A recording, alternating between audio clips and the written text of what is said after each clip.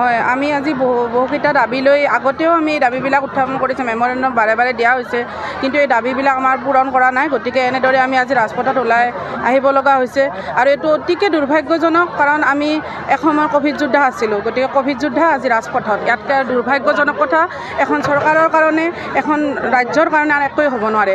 গতিকে আমাৰ দাবীসমূহৰ প্ৰথম দাবী হৈছে আমাক সমকামৰ দৰমহা লাগে। দ্বিতীয় দাবী হৈছে আমাক স্পেচিয়েল ৰিক্ৰুটমেণ্টৰ আণ্ডাৰত আমাক নিযুক্তি প্ৰক্ৰিয়া লাগে। যিবিলাক আমাৰ ভেকেঞ্চিত ওলাই থাকে সেইবিলাক যদি আমাৰ এতিয়া ছিনিয়ৰ বেচিছত আমাক পৰ্যায়ক্ৰমে আমাক ৰেগুলেশ্যন কৰি থাকে, তেতিয়াহ'লে আজি আমি এনেদৰে ৰাজপথত ওলাই আহিব নালাগে।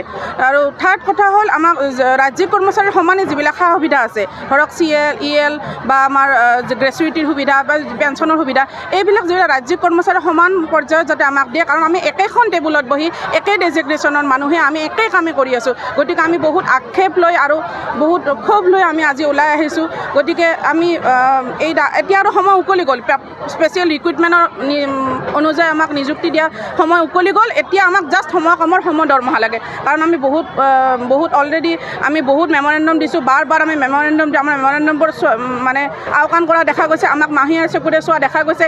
আৰু এটা কথা ক'ব বিচাৰোঁ, একে মিছন SSA যদি 3 বছৰ কাম কৰাৰ পিছত এক্সপিৰিয়েঞ্চ বেচিছত যদি ৰেগুলেশ্যন কৰিব পাৰে, তেতিয়াহ'লে আমাৰ NHM একেই হয়, একে স্কিম হয়। গতিকে যদি SSA ল'ব পাৰে, NHM কিয় ৰেগুলেশ্যন কৰিব নোৱাৰে? একেখন ৰাজ্যত ইমান অন্যায়, ইমান অবিচাৰ। গতিকে আমি ওলাই আহিবলৈ বাধ্য হৈছোঁ, কাৰণ যিহেতু এইখন আমাৰ সংবিধান মতে এখন গণতান্ত্ৰিক দেশ, গণতান্ত্ৰিক দেশত আমি গণতান্ত্ৰিক সম্পূৰ্ণ নীতি নিয়মৰ মাজেদি আমি ইয়াত বহিছোঁ।